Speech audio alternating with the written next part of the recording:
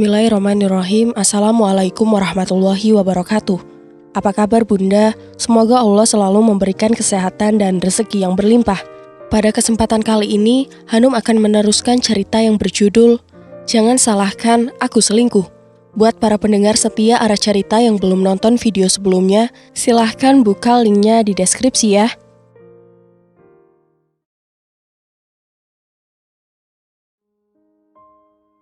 Bangun! Sentaku saat ia menutup mata. Aku tahu, ia tengah berpura-pura tidur saat ini. Tak kunjung membuka mata, kini aku berjalan menuju kamar mandi untuk mengambil segelas air. Kuguyurkan padanya. Tolong! Diam! Meskipun aku sempat iba melihat tubuhnya yang lebih didominasi warna biru lebam, tapi kini semua itu menghilang dalam sekejap. Dasar wanita jalang, berani kamu sentuh suamiku ah? Ku ambil bantal dan menimpukinya. Ku keluarkan jurus-jurus saat dulu berlatih pencaksilat, namun sepertinya itu tak bisa digunakan sekarang. Ku tarik rambutnya ke belakang, sedang tangan satunya ku gunakan untuk memelintir tangannya ke belakang juga. Dengar ya, jangan sampai aku viralkan kalian berdua lagi. Dasar nggak tahu malu. Sudah ku buat poster wajah kalian pun, kamu tak ada jerahnya mas. Apa harus ku bunuh wanita sialan ini juga? Mas Hamdan membelalakan matanya saat mendengar ucapanku. Kenapa? Apakah dia berpikir bahwa aku akan main-main? Ku keluarkan sebilah pisau dari dalam tas. Semua orang menjerit, tak terkecuali Pak Satpam yang tengah memandangi kami sedari tadi. Begitu pula dengan Rani yang langsung memelukku dari belakang. Melihat wajahnya, otomatis aku meludah. Hentikan Jan, jangan sampai setan menguasaimu, teriaknya. Biarkan saja, kalian bertiga pun kini telah menjelma menjadi setan. Terutama kamu mas, apa tak cukup menyakitiku? Kamu juga menyiksa wanita yang sedang hamil. Aku tak peduli pada ibunya, aku hanya peduli pada calon anak kalian. Ucapku sambil menunjuk wanita itu yang kini tengah menangis di pojokan. Kenapa dia menangis? Sebelum dia melakukan perbuatan ini, kenapa dia tidak menangis? Kamu salah paham Jan, ucap Rani. Semua sudah jelas, untuk apa aku salah paham? Kamu salah paham sama aku. Rani berjalan menuju pojokan kamar, lalu mengambil sebuah kamera dari sana. Sekarang, giliran aku yang dikejutkan oleh kelakuannya. Aku gak mungkin mengkhianati sahabat sebaik kamu, apalagi adik tak tahu diri ini juga pernah merebut pacarku. Ini semua salah kamu, Jan. Andai kamu bisa hamil, mungkin Mas tak akan berbuat sampai sejauh ini. Ucap Mas Hamdan ringan, seolah tanpa dosa. Aku mencebik, dia kini mau menggunakan kehamilan sebagai alasan. Aku juga gak nyangka sama kamu, Ran. Tega-teganya kamu menjebak kami. Aku pikir kamu memang mendukung hubungan kami. Sekarang hapus video itu, ucap Mas Hamdan. Sudah, sekarang bereskan barang kalian, atau saya akan memanggil polisi, ancam Pak Satpam. Mas Hamdan dan Windy seketika bangkit dan memakai baju mereka. Tentu saja wanita itu memakainya setelah Pak Satpam pergi dari sini. Ayo Ran, aku mengajak Rani pergi dari kubangan dosa itu. Di dalam mobil, ku peluk erat dia. Perasaan bersalah mulai menjalari hati. Ran, gue minta maaf ya, ucapku. It's okay Jan, gak apa-apa kok. Kenapa lo gak ngasih tahu gue? Kan biar gue tahu dan gak ngerusak rencananya. Rani mengecek ponselnya, lalu menyerahkannya padaku. Wah, langkah yang bagus. Usai bertemu tadi, aku langsung bergegas pulang. Mama berdiri menyambutku. Di sebelahnya ada seorang lelaki asing, namun juga seperti tidak asing, entahlah. Jenny, kenalin, ini adalah saudara jauh kamu. Dia yang besok bakal bantuin rencana Mama. Rencana yang mana, Mah? Peletak, Mama menjitaku. Yang mana lagi? Tentu untuk membalas dendam pada lelaki pengkhianat itu. Mama gak ridho dunia akhirat. Kamu diperlakukan seperti ini, nak. Kalau dia membuatmu menderita, maka ia juga harus ikut menderita. Dahiku mengerut, kira-kira rencana apa yang sedang beliau siapkan. Aku jadi tak sabar menunggu hari esok. Jani, bangun! Aku menggeliat, lalu terduduk saat melihat Mama sudah ada di hadapanku. Mama ngagetin Jani aja, ngapain Mama masuk kamar Jani? Mandi, hari ini adalah hari kebangkitanmu. Emangnya Jani udah mati mah, kok kebangkitan? Peletak, duh, masih pagi udah dijitak aja. Mama! Makanya, jangan ngawur. Hari ini kamu akan pergi ke kantor untuk menempati posisi CEO yang baru, ucap mama yang mampu membuat mataku terbuka lebar. Hah? CEO? Mama, jangan ngelawak pagi-pagi ah. Mau dicitak lagi? Iya, lagian mama aneh. Memangnya siapa sih yang punya perusahaan? Main cap atur aja CEO-nya, ucapku sambil menyingkap selimut. Punya keluarga nenek, kamu cuma belum tahu aja. Hah? Jadi, ini serius? Tanyaku. Mama mengangguk, lalu mulai membuka lemari. Kulihat beliau mulai mengeluarkan baju yang dirasanya cocok untuk kukenakan. Memang semenjak menikah, aku tak pernah menyentuh barang-barang itu karena Mas Hamdan melarangku untuk bekerja. Mandi buruan. Aku segera bangkit dan beranjak menuju kamar mandi. Pikiranku terus melayang. Apakah rencana mama selanjutnya? Usai berpakaian rapi dan memoles wajah tipis-tipis, aku segera keluar kamar. Ternyata di depan sudah ada lelaki kemarin. Kalian belum kenalan. Ini namanya Yosan. Dia yang akan mengajarimu. Mah, kita nggak lagi bercanda kan? Selama ini kita malah punya perusahaan. Ucapku sambil berusaha meyakinkan mama. Nggak lucu banget kalau ada prank di antara kita. Mama terdiam, kemudian mengambil sebuah maps. Itu adalah surat dari almarhum kakek. Tertulis di sana perusahaan itu akan diberikan kepada mama jika memiliki anak. Aku memang anak sematawayang karena mama tak menikah lagi semenjak papa meninggal. Ya sudah, sana berangkat. Yosan, tante titip Jani ya. Jangan sampai lelaki itu mendekatinya. Langkahku terhenti, lalu menoleh ke arah mama. Maksud mama, perusahaan ini tempat Mas Hamdan bekerja. Mama tersenyum, kemudian mengangguk. Gak mau, mah. Kamu gak mau bikin suamimu itu menyesal? Kugaru kepala yang tak gatal.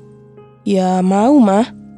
Ya udah sana, bikin dia bertekuk lutut, lalu buat dia menderita. Aku mengangguk. Iya, benar. Mas Hamdan harus merasakan apa akibatnya telah menyakitiku. Sampai di kantor, aku jalan berdampingan dengan Yosan. Ia tampak sangat gagah dengan setelan jasnya. Kenapa lihat-lihat? Tanyanya saat menoleh ke arahku. Cih, belagu sekali. Aku ini CEO di sini. Jangan gak sopan ya, ucapku. Ia hanya diam sambil terus menatap ke depan. Benar-benar orang tak tahu adab. Seharusnya ia menatapku jika sedang diajak bicara. Sudah banyak orang di depan lift. Seperti inikah suasana kantor jika di pagi hari? Dulu, aku hanya seorang supervisor di sebuah pabrik garmen. Jani, aku menengok ke sumber suara. Mas Hamdan? Ia tersenyum miring sambil berjalan ke arahku. Tatapannya sangat meremehkan. Ada apa kamu kesini? Tanya Mas Hamdan. Sudahlah, kamu pulang saja. Masalah rumah tangga aku tak mau orang kantor tahu. Pulang ke rumah kita ya sayang. Cih, ingin sekali kuludahi mukanya. Kembali ke rumah bagian neraka gitu. Ogah. Kamu tenang aja mas, aku kesini bukan untuk mencarimu, ucapku. Ia sedikit meremehkan, lalu meninggalkan setelah berucap. Terserah, aku mau ke ruanganku dulu. Hari ini ada pelantikan CEO baru. Awas kalau kamu bikin masalah. Aku tersenyum. Belum tahu saja ia bahwa aku adalah CEO itu. Apa itu suamimu? Tanya Yosan. Lebih tepatnya calon mantan suami, sahutku. Iya, aku sudah menyuruh pengacara untuk memasukkan berkas pengacara ke pengadilan. Mungkin memang jodohku dengan lelaki itu hanya sampai di sini. Tak habis pikir, kenapa dulu aku sampai mau menerima cintanya. Jika saja aku tak menghiraukannya, pasti saat ini aku masih berhubungan dengan Tommy. Sudahlah, tak baik juga untuk mengungkit masa lalu. Suara lift berdenting, mengalihkan perhatianku. Yosan sudah terlebih dahulu masuk, dasar lelaki itu. Aku langsung menuju ruang rapat karena di sana sudah berkumpul para petinggi perusahaan. Kuatur napas, semoga saja berjalan baik, termasuk membuat lelaki itu syok karena melihatku. Mari kita sambut CEO baru kita, Ibu Anjani. Aku masuk setelah pintu dibuka dari dalam. Dapat kulihat raut sumringah dari mereka yang ada di hadapanku. Iya, mereka, terkecuali Mas Hamdan. Ia kini tengah menatapku syok. Terlihat sekali dari dua bola matanya yang kini melotot. Halo mas, ucapku tanpa bersuara. Namun aku yakin jika ia melihatnya. Silahkan untuk memperkenalkan diri bu, ucap laki-laki yang baru saja menyambutku. Halo, selamat pagi, perkenalkan nama saya Anjani. Boleh saja memanggil Jani. Semoga kita dapat bekerja sama membuat perusahaan ini semakin maju. Terima kasih. Riuh tepuk tangan mulai menghiasi ruangan. Hanya satu orang saja yang sedari tadi memandangku tanpa mampu berkedip. Setelah itu, kami semua bubar dan berjalan keluar ruangan. Yosan tetap mendampingiku. Jani, aku terkejut saat pergelangan tanganku ditariknya erat. Maaf, Anda siapa? Tanyaku. Jangan kurang ajar pada suami, Jani, bentaknya. Kini semua orang memandang ke arah kami. Maaf, jangan berlaku tidak sopan jika Bapak masih mau bekerja di sini, ucap Yosan. Alah, tahu apa kamu? Saya ini suaminya. Aku berbalik, jengah mendengarkan kata-kata yang akan dikeluarkan dari mulut sampahnya itu. Sudah Pak Yosan, jangan terlalu dilayani. Lebih baik kita ke ruangan saya. Bisa tunjukkan jalannya? Pintaku pada pria itu. Yosan segera mengangguk, kemudian menghentakkan tangan Mas Hamdan. Segera ia melangkah mendahuluiku untuk menunjukkan tempat bekerjaku. Semua orang bubar, namun aku tahu pasti bahwa ini pasti akan menjadi gosip di sini. Aku membaca profil perusahaan. Ternyata kantor ini bergerak di bidang tekstil. Beberapa pabrik garmen ada di bawah naungan ini. Selesai membaca profil, aku mulai membaca laporan-laporan yang membutuhkan tanda tangan. Beberapa jadwal meeting dengan berbagai investor pun telah diajukan. Jadi, begini rasanya jadi pemimpin di perusahaan. Pak Yosan, ini maksudnya gimana ya? Maklum, saya baru bekerja kantoran, takut salah. Yosan menghampiriku dan mulai menjelaskan semua yang tak aku mengerti, termasuk tabel tentang keluar masuk barang. Sedang asik mendengarkan, terdengar bunyi riuh di depan ruanganku. Siapa itu? Coba periksa, sepertinya sekretaris saya sedang berdebat dengan seseorang. Yosan menuruti dan segera berjalan menuju pintu. Lalu tak lama kemudian muncul Mas Hamdan dengan raut wajah tegang. Oh, ternyata dia, biang keladinya. Maaf Pak, jaga tata krama, jangan sembarangan masuk ke ruangan ini. Jabatan Mas Hamdan memang sebagai manajer, namun ia tak memiliki hak untuk keluar masuk di ruangan ini.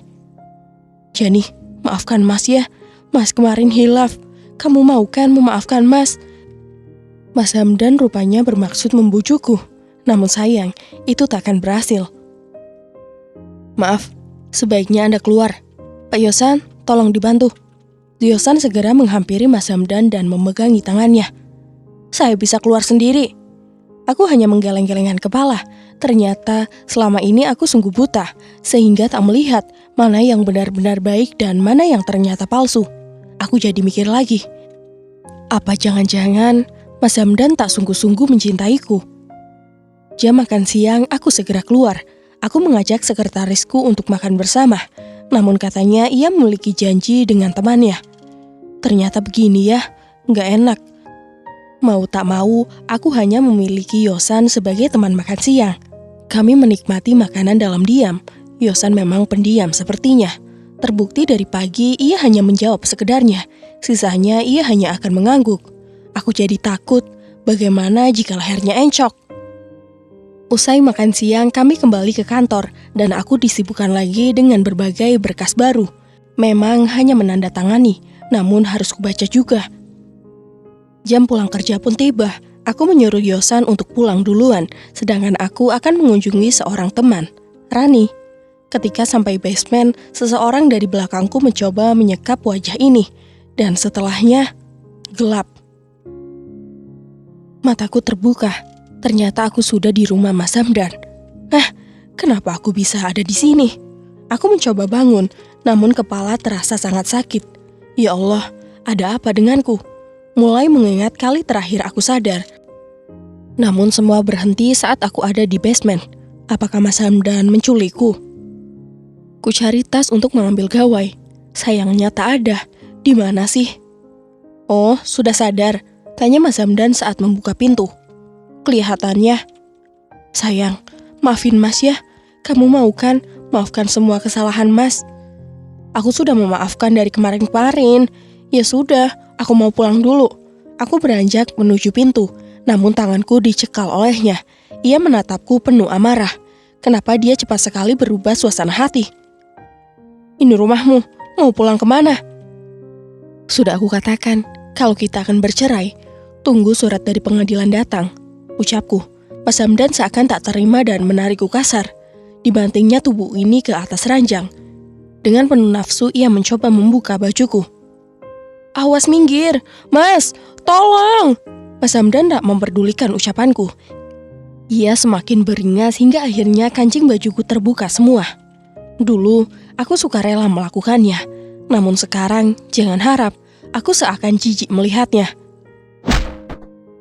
Kutendang barang berharga miliknya sekuat tenaga. Mampus. Jangan harap menyentuhku lagi, Mas. Aku tak sudi. Kalau pengen, datangi saja si Windy itu. Aku berlalu tanpa memperdulikannya yang tengah mengerang kesakitan. Ini waktu yang pas untuk kabur.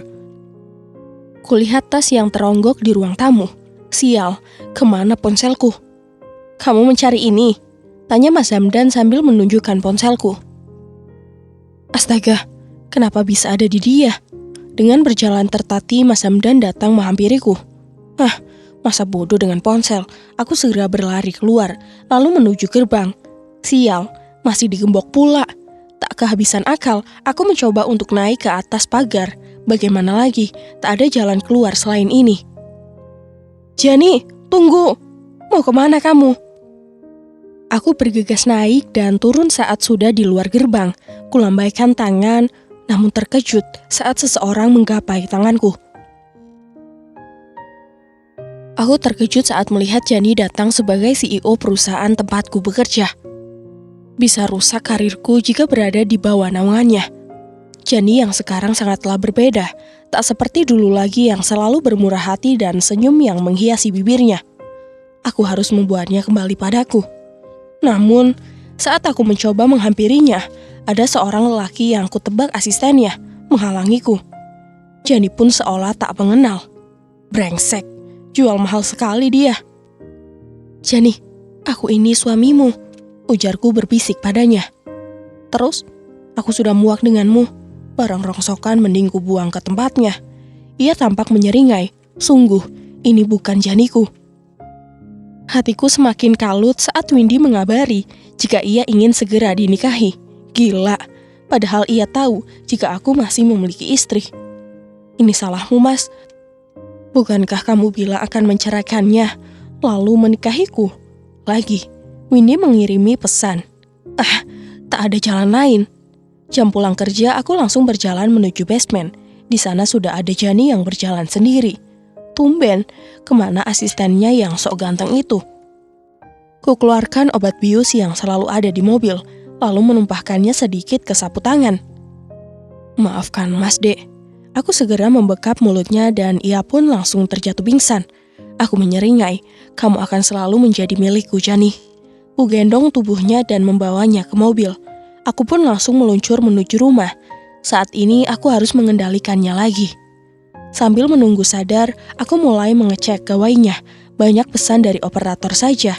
Namun ketika aku akan membuka aplikasi hijau, nyatanya malah dikunci. Ku coba memakai tanggal ulang tahun pernikahan kami. Gagal. Ulang tahunku, gagal. Ulang tahunnya pun sama, gagal juga. Sialan. Aku beranjak menuju kamar. Siapa tahu ia sudah bangun. Benar saja, ku dekati ia namun melihat wajahnya yang sedikit menahan amarah, membuat nafsuku bangkit. Au! Aku mengerang saat ia menendang barang berhargaku. Jani, kurang ajar kamu ya. Ku kejar ia namun tak kusangka, ia malah menaiki gerbang dan melompat keluar. Ia melambaikan tangannya, lalu seseorang menarik lengan itu.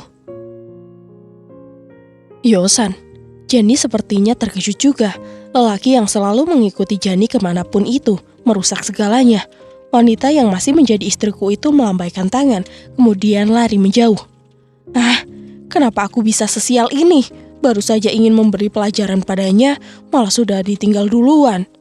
Lagi pula, lelaki yang selalu bersamanya itu siapa sih? Lagaknya udah kayak pahlawan saja. Mana tiba-tiba datang. Ku acak rambutku frustasi. Bagaimana ini? Kalau aku dipecat, bagaimana?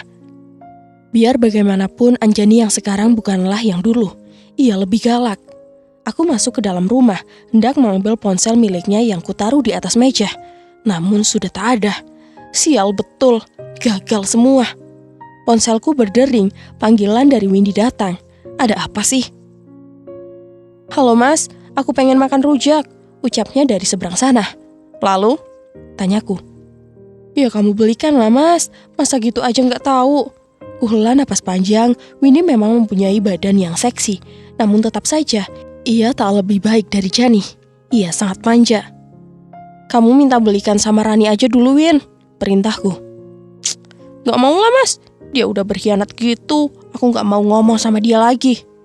Ya sudah, terserah kamu, aku lagi pusing masalah perusahaan. Jangan terus memaksaku melakukan sesuatu yang bahkan tidak penting itu. Ada mobil kan? Cari aja sendiri. Aku sibuk. Kubanting ponsel ke atas sofa. Windy, kenapa aku dulu tergoda pada wanita itu? Sekarang, apa yang harus kulakukan? Sepertinya Jani memang tak main-main dengan ucapannya mengenai gugatan cerai. Bagaimana jika ia memang meminta cerai? Tidak, jangan sampai terjadi. Apalagi ia sekarang menjadi CEO di perusahaanku. Kurayu dikit juga kayaknya dia bisa kusetir. Aku bermonolog sambil tersenyum sinis. Malam hari aku berencana ke rumah ibu. Hendak ikut makan malam. Sekarang sisa uangku hanya tersisa 200.000. Gajian masih 1 minggu lagi. Windy memang menyusahkan. Kenapa aku baru menyadarinya sekarang? Kuarahkan mobil menuju perumahan Asri yang berjarak 30 menit dari rumahku. Assalamualaikum bu, ucapku sambil memasuki rumah. Bau rendang begitu menusuk hidung. Duh, enaknya. Loh, kak, kok datang? Emang kenapa kalau aku datang? Punya adik satu tak ada sopan-sopannya. Giliran ibu masak enak aja kakak datang. Kubiarkan saja, mulutnya memang begitu. Nanti kalau kuladeni malah jadi melebar. Aku langsung menuju dapur. Ternyata sedang ada Tante Arni di sini. Tan, aku mengulurkan tangan hendak menyalami adik ibuku. Jawabnya. Kenapa iya? Biasanya juga hangat. Apa karena video yang viral kemarin itu? Waduh, kalau iya pasti sebentar lagi aku bakal kena omel. Dasar ya, anak gak tahu diri. Seenaknya jidat mempermalukan keluarga. Kalau sudah kayak gini mau gimana? Malu tante. Apalagi tetangga pada tahu kalau kamu itu keponakanku. Bikin sesuatu yang bangga kek, ini malah bikin malu. Ucap beliau. Nah kan, bener. Sudah Arni, yang lalu biarlah berlalu. Buat apa dibahas terus? Bela ibu. Tante Arni meletakkan sutil yang sedari tadi dipegangnya. Jika sudah begini beliau pasti ngambek. Pantas anaknya malu-maluin. Yang jadi ibu gak bisa didik. Anak sudah zina malah dilindungin. Kasihan almarhum papamu Hamdan. Aku hanya bisa menunduk. Di antara seluruh adik ibu, memang Tante Arni inilah yang paling rewel. Iya Tan, Hamdan minta maaf. Lalu, mana istrimu itu? Dia sudah mengirimkan surat cerai dan sebentar lagi mungkin akan berpisah. Tante Arni berdiri. Aku jadi heran, yang ibu kandungku siapa sih? Kenapa Tante Arni begitu geram memarahiku kali ini? Ketika makan malam, tak ada sepatah kata pun yang keluar dari mulutnya. Tanteku hanya fokus dengan makanannya. Aku mau undang kamu sama Cindy ke pernikahan anakku nanti, Mbak. Datang ya, ucap Tante Arni sambil meletakkan 2 buah undangan di atas meja ketika kami tengah duduk bersantai. Punya Hamdan mana, Tan? Tante Arni melirik sinis padaku. Mau ngapain? Tetanggaku di sana sudah tahu perbuatanmu. Jangan sampai membuatku tambah malu di sana, ketusnya. Walah, apes. Dibuang istri, keluargaku tak menerima lagi. Usai makan malam, aku pulang ke rumah. Sekarang di sini sepi. Meskipun aku kerap menyiksa Jani, akan selalu ada canda tawa kami. Apa ini? Apakah aku menyesal? Jani memang sudah berubah. Dulu ia adalah istri yang sangat penurut. Kini berubah menjadi pembangkang. Ting, sebuah pesan masuk di ponselku. Kita bertemu di pengadilan, Mas. Aku akan membuat kejadian tadi sebagai tindak kekerasan darimu. Dan juga mulai besok kamu dipecat. Aku segera melompat dari tidur. Apa ini? Jani akan menuntut dan memecatku. Sial. Aku tak bisa menerima ini semua. Jani, kamu sudah membuat hidupku hancur. Yang pertama poster, kedua video, dan kini kamu akan menuntutku. Sebuah panggilan masuk dari Windy. Mau apa sih ini orang? Halo? Jawabku ketus setelah panggilanku angkat. Jutek amat sih, Mas. Apaan sih? Udah malam ini. Aku mau tidur. Mas, kalau kamu ada masalah sama Mbak Jani, jangan kamu bawa-bawa ke aku dong. Dia mulai sewot. Kan akar masalah dari ini semua itu kamu. Kalau kamu nggak godain aku waktu itu, nggak bakal ada kita selingkuh. Dan yang pasti, aku nggak akan dipecat, teriakku. Apa mas? Kamu dipecat? Iya, kenapa? Windy terdiam, lalu tak lama kemudian ia mematikan teleponku. Aku termenung, kenapa hidupku jadi susah begini? Setelah berhasil kabur dari rumah Mas Hamdan, aku segera diantar ke rumah oleh Yosan. Sebenarnya, aku masih penasaran, kenapa ia bisa datang di waktu yang tepat. Mama tadi yang nelpon Yosan ya? Tanyaku. Enggak kok, emang ada apa? Aku hanya menggeleng kepala, tak ingin memberitahu kejadian tadi pada Mama, takut beliau kepikiran. Mama nggak mau menikah lagi? Tanyaku. Mama langsung mengurai pelukan, mungkin beliau terkejut mendengar pertanyaannya. Tumben ngomong gitu, tanyanya. Iya, siapa tahu Mama ternyata pengen nikah, tapi nggak enak sama Jani, soalnya Jani kasihan juga sama Mama, sendirian kalau anak Mama ini lagi nggak di rumah. Mama mengelus kepalaku. Mama baik-baik aja kok, nggak pernah kepikiran mau nikah lagi, ngurusin kamu aja. Oh iya, kapan kamu mau ngurusin surat cerai? Secepatnya mah, Jani nggak mau hidup penuh dengan ketakutan dan kekangan lagi, jawabku. Bagus. Kami lalu berpelukan.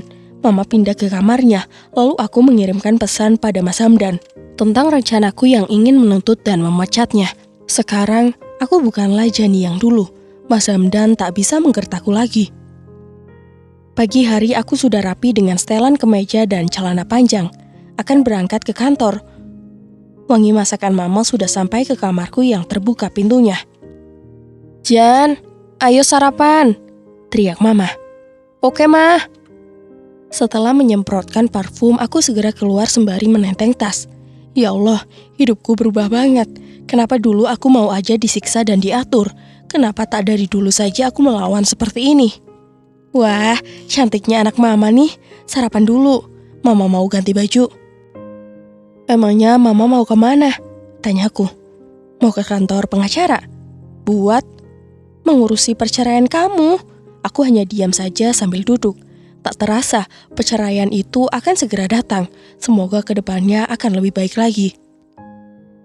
Deru suara mobil terdengar memasuki rumah, disusul oleh ketukan pintu. Aku segera ke depan dan membukanya. Ternyata Yosan. Sebentar, saya lagi sarapan. Baik, Bu. Siapa, Jan? Yosan, Mah. Ajak sarapan bareng aja. Aku pun mempersilahkan ia masuk, lalu duduk bertiga di ruang makan. Mama terlihat sangat dekat dengan asistenku ini. Kenapa aku malah baru tahu? Di tengah-tengah obrolan mereka, Mama berkata yang membuatku terkejut. Yosan, kamu sudah punya pacar? Tanya Mama yang sukses membuat lelaki itu terbatuk. Mama segera membantunya mengambil air. Sudah, Tante. Air wajah Mama berubah cemberut. Ada apa? Gak mungkin Mama naksir sama manusia ini kan? Tapi baru putus 1 bulan yang lalu. Lanjut Yosan. Serius? Iya. Mama menyenggol lenganku. Aku yang tengah minum pun jadi tersedak. Kulemparkan pertanyaan melalui kode mata. Namun Mama sepertinya tak menangkap kode dariku ini. Ada apa, Mah? Tanyaku. Yosan, kamu mau gak nikah sama Jani nanti? Pertanyaan Mama sontak membuatku membulatkan mata. Mama? Yosan pun sama terkejutnya. Namun sepertinya ia lebih bisa menguasai diri. Sebenarnya, dulu Tante sama Mamamu mau jodohin kalian. Cuma si Jani kebelet duluan. Malah jatuhnya ke kupu-kupu. Kupu-kupu? Iya, hinggap di mana saja ia suka. Aku jadi teringat dengan drama Korea yang sedang ramai akhir-akhir ini, di mana ada seorang tokoh yang disebut sebagai kupu-kupu. Tante ada-ada aja deh, ucap Yosan sambil menggelengkan kepala. Iya, Mama jangan aneh-aneh. Aku sama Mas Hamdan belum bercerai, sahutku. Apa kata orang nanti? Belum bercerai saja sudah berlagak dekat dengan lelaki lain. Ya makanya cepat ajukan surat cerai ke pengadilan. Kalau menunggu lelaki itu, entah sampai kapan kamu harus menunggunya. Aku hanya mengedikan bahu, sementara Yosan asyik menikmati makanannya. Mama mengantarkan kami sampai ke pintu. Beliau mewanti-wanti agar aku cepat memecat Mas Hamdan. Niat hati ingin mengerjai lelaki itu terlebih dahulu, malah hilang sudah. Ingat ucapan Mama tadi? Iya, Mah. Aku mencium punggung tangan Mama. Yosan menginjak gas saat aku sudah selesai melambai pada Mama. Lucu memang, aku sudah berusia 26, tapi rasanya masih menjadi anak kecil Mama. Sampai di kantor, aku segera memeriksa berkas-berkas keuangan, melihat adakah kecurangan yang ia lakukan selama bekerja di sini. Jika dipikir lagi, aku tak ingin memecatnya tanpa alasan yang jelas. Aku meminta catatan dinas Mas Hamdan pada sekretarisnya, melihat-lihat adakah yang janggal. Setelah hampir 1 jam, aku tak melihat adanya catatan yang aneh tentangnya. Namun, saat hendak menutup buku paling akhir, ada bukti transfer yang dilakukan beberapa hari yang lalu. Iya, aku ingat ini. Ini ketika Mas Hamdan pergi ke Malang. Aku pernah mendengar sepintas ketika masih tinggal bersamanya. Halo Yosan, saya minta daftar mutasi keuangan kantor 1 minggu yang lalu. Setelah mendapat jawaban dari seberang, segera aku matikan telepon, menantikan jika benar ada kecurangan di sini, maka aku harus memecatnya. Setelah dapat laporannya, segera ku telepon pabrik garmen yang selalu dimasuki kain oleh perusahaan ini, menanyakan berapa uang yang selalu dikirimkan oleh Mas Hamdan pada mereka. Dan jawabannya, wow, selisihnya mencapai puluhan juta per transaksi. Bayangkan, jika ada 10 kali transaksi, sudah berapa itu? Segera ku telepon HRD dan meminta mereka mengumumkan pemecatan Mas Hamdan. Selain menyelamatkan keuangan perusahaan, memecatnya juga dapat membuat hatiku tenang. Setidaknya, aku terlepas dari jerat lelaki itu. Sore hari, kabar pemecatan Mas Hamdan rupanya membuat ia murka. Ia mencoba masuk ke dalam ruanganku.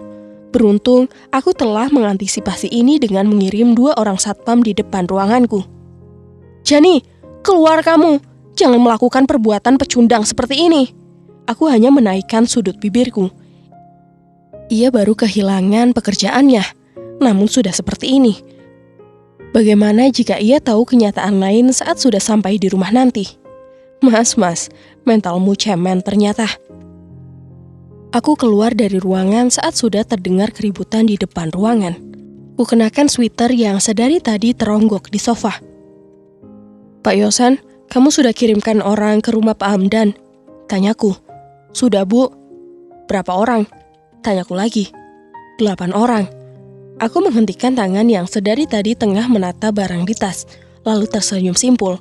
Ternyata membalas dendam begini rasanya. Enak juga. Antarkan saya ke rumah Mas Hamdan, ucapku saat sudah di dalam mobil. Tapi, saya nggak akan turun, dan kamu nggak usah laporin ini sama Mama. Sebenarnya aku sudah tahu, jika lelaki ini sering mengadu pada Mama soal aku. Apapun itu, termasuk keributan hari ini. Baik, Bu. Yosan membelokkan mobilnya ke arah kanan, sedangkan jika hendak pulang ke rumah, kami ke arah kiri. Hatiku sudah berdebar kencang, membayangkan bagaimana Mas Hamdan menghadapi preman-preman itu. Mobil berhenti tepat di seberang rumah. Nampak Mas Hamdan tengah meneriaki orang-orang yang kukirim itu. Mereka bertubuh besar, rasanya mustahil jika ia menang melawannya. Jangan ambil barang saya. Kenapa kamu bawa itu? Mobil saya jangan dibawa. Begitulah teriakan-teriakannya. Sebenarnya aku tak tega. Hanya saja jika mengingat kembali padaku saat itu, semua belas kasih itu seakan sirna. Diam-diam aku sudah mendaftarkan perceraian kami ke pengadilan. Hanya saja Mama tak mengetahui akan hal itu. Bagaimana perkembangan perceraian kami? Tanyaku pada Yosan. Sebentar lagi akan sidang, mungkin suratnya akan dikirim ke rumah Pak Hamdan hari ini atau besok. Jawab Yosan. Oke. Drrrt. Panggilan masuk ke ponselku dari Mas Hamdan. Segera aku angkat. Halo? Istri durhaka. Kamu yang mengirim orang ke sini untuk merampok rumahku kan? Emangnya kenapa? Kenapa kamu bilang? Habis semua barang milikku, Jani. Jadi apa maumu sekarang, Mas? Cepat suruh mereka untuk berhenti. Baiklah, kamu nyalakan loudspeakernya, Mas. Oke. Setelahnya kulihat Mas Hamdan mengklik layar ponselnya yang mengarahkan ke arah preman-preman yang masih setia mengangkut barang. Bahkan sofa yang baru dibeli sebulan yang lalu pun mereka angkut. "Hai kalian, ini saya Anjani." Mendengar namaku, orang-orang itu berhenti mengangkut dan diam. "Iya bos," seorang pria berbadan besar dan kepala botak menyahut. "Dengarkan saya, angkut semua barang tanpa tersisa sedikit pun," perintahku. "Siap." Mas Hamdan kelabakan. Segera ia menutup telepon dan menjambak rambutnya frustasi. Rasanya ingin sekali tertawa melihatnya begitu. "Kita pulang." Yosan melanjutkan perjalanan. Sebelumnya kuturunkan kaca mobil dan berteriak, "Rasain lo mas!" Mas Hamdan tampak melotot saat melihatku pergi. Ia terlihat memaki, tapi aku tak mendengarnya. "Rasakan mas, memang bodoh aku. Jika tahu balas dendam rasanya enak seperti ini, maka dari kemarin saja kulakukan." Ting! Sebuah pesan masuk ke ponselku. Dari lelaki itu. "Apa ini? Surat dari pengadilan. Belum cukup kamu membuatku begini. Sekarang ingin cerai juga." Pesan itu hanya kubaca, tanpa ada maksud ingin membalasnya. 2 minggu kemudian, sidang akhir dari perceraianku akhirnya mencapai titik akhir. Hari ini hakim resmi mengetuk palunya dan mengesahkanku menjadi seorang janda. Apa aku terlihat bahagia mendapat gelar seperti ini? Tentu saja. "Bagus, puas kamu sudah menghancurkan hidup anak saya?" tanya ibu. Aku tersenyum kemudian menggeleng. "Belum bu, sebentar lagi akan ada kejutan." Aku melenggang pergi, bersamaan dengan masuknya beberapa polisi yang langsung menggandeng lengan Mas Hamdan. Penolakan dan makian keluar dari mulut lelaki dan keluarganya itu. Aku tak peduli. Beberapa kali mereka meneriakkan namaku. "Selamat menikmati akhirmu mas." Lelaki tukang pukul. "Ya, kemarin aku berangkat ke kantor polisi, menyerahkan berkas tentang penggelapan uang. Dan juga hasil visum akan luka yang pernah dibuat oleh Mas Hamdan." Sebelum lelaki itu memasuki mobil polisi, aku segera melambaikan tangan padanya. "Dadah." Pulang ke rumah, disambut oleh mama yang tengah tersenyum-senyum. Aku mendekatinya. "Kenapa, mah?" tanyaku. "Gak apa-apa, ini lihat anak teman mama nikahan. Cantik banget, jadi pengen lihat kamu nikah nanti pakai gaun seperti ini juga." "Mama, perceraianku aja baru masuk ke pengadilan. Masa mama udah mikirin aku nikah lagi sih?" aku bertanya. Mata mama langsung membulat saat aku mengatakan hal itu. Senyumnya mereka bak kue bolu kebanyakan baking powder. "Seriusan kamu Jani? Kamu sudah mendaftarkan perceraian kamu?" tanya mama. "Iya ma, bahkan tadi aku habis memberi pelajaran pada lelaki laknat itu." "Gimana caranya?" "Kepo ih mama." "Ceritakan Jani, mama pengen tahu." Aku pun menceritakan semuanya, mulai dari pemecatan Mas Hamdan hingga aku yang melaporkannya ke polisi. Mama bersorak. "Mama aneh, ada yang kemalangan kok seneng." "Tentulah, ngebayangin lagi luka-luka kamu ini, masuk ke penjara bukan satu hal yang sepadan." "Jadi, mama mau apa? Mas Hamdan mati gitu?" Aku terkekeh, lalu pergi berjalan mengambil minum. "Kalau bisa mah iya, hukum mati." Aku terkejut mendengar keinginan mama. "Mah, yang dapat kekerasan itu aku, Jani yang disiksanya. Kenapa jadi seolah mama yang merasakannya?" Mama mendekat, lalu mengambil tanganku diilusnya lembut. "Jan, seorang ibu di dunia ini tidak ada yang tak merasa sakit saat anaknya diperlakukan buruk, apalagi oleh suaminya. Seorang suami harusnya menjaga istri, bukan malah melalaikan dan bahkan menyiksanya." Aku terdiam, mendengarkan apa yang akan beliau katakan. "Kalau bisa, jangan mau untuk diajak berdamai atau bahkan meringankan hukumannya."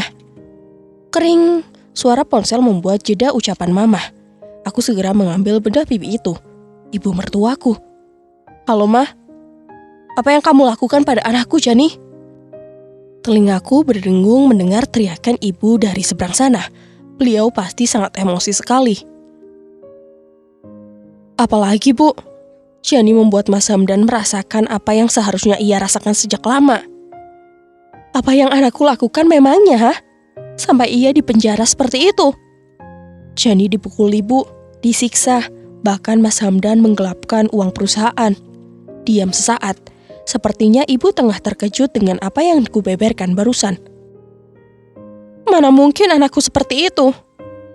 Ya sudah, nanti ibu tinggal datang aja pas sidang. Aku tak akan datang saat sidang pertama dan kedua. Nanti jika sidang akhir baru akan datang. Sekalian aku pun sudah mengajukan perceraian ke pengadilan. Klik, panggilan ditutup oleh ibu. Kamu benar, sebaiknya jangan datang pas sidang awal. Aku mengangguk, memikirkan ibu mertua yang memiliki riwayat sakit jantung. Semoga saja beliau tak apa-apa. 3 bulan kemudian, aku mendatangi pengadilan saat sidang terakhir. Tak ada saksi karena aku tak datang. Mungkin sekarang akan dimintai keterangan. Saudara Jani, benarkah selama ini Saudara Hamdan melakukan kekerasan? Betul, Pak. Apakah di rumah itu tidak ada orang lagi sebagai saksi? Ada pembantu rumah tangga kami, tapi ia hanya datang membersihkan rumah dan menyetrika, kemudian pulang. Nampak hakim berbicara dengan yang lain. Aku khawatir, jangan sampai mereka menginginkan pembantu rumah tanggaku untuk dijadikan saksi. Bukan takut dituduh bohong, namun lebih takut jika sidang ini ditunda lagi. Namun, kekhawatiranku tak berbuah. Sidang tetap dilanjut dan Mas Hamdan mendapatkan hukuman penjara 7 tahun dengan denda 300 juta. Kulihat ibu mertua meraung, mengatakan ini tidak adil. Namun, bagaimana lagi? Hukum harus tetap ditegakkan. Mas Hamdan dibawa pergi. Dapat kulihat raut kebencian di wajahnya. Namun, peduli apa? Yang penting ia mendapatkan ganjarannya. Dasar menantu gak ada akhlak. Suami sendiri dipenjarakan, teriak ibu. Aku hanya menoleh, kemudian tersenyum. Kulihat Cindy menatapku memelas. Dari dulu kami memang dekat. Sayang, kini harus menjebloskan kakaknya ke penjara. Jangan dengerin apa kata mertuamu. Lebih baik sekarang kamu pulang, ucap Yosan. Hari ini aku memang ditemani olehnya. Mama beralasan tidak enak badan, padahal aku tahu beliau bohong. Ayo. Dalam perjalanan menuju rumah, aku terus merenung. Merutuki diri kenapa tak dari dulu saja aku mengadukan hal ini pada polisi. Kita ke rumah Mas Hamdan dulu, San. Aku mau lihat keadaan rumah itu. Yosan mengangguk. Tanpa banyak kata, mobil dibelokkan kembali. Karena memang rumah Mas Hamdan berlawanan arah dengan rumahku. Sampai di sana, keadaan sudah kacau. Hanya tersisa rumah yang beratap tanpa pintu dan jendela. Seperti inilah akhir dari seorang pecundang. Selamat tinggal, Mas. Mobil kembali melaju. Aku berdoa. Semoga setelah ini akan ada pelangi. Bahagia setelah merasakan penderitaan hampir 3 tahun. Dan berakhir sudah kisah kali ini. Semoga kita bisa mengambil hikmahnya. Dan dari Hanu mohon maaf apabila ada salah kata dalam menyampaikan cerita. Akhir kata, sampai jumpa. Wassalamualaikum warahmatullahi wabarakatuh.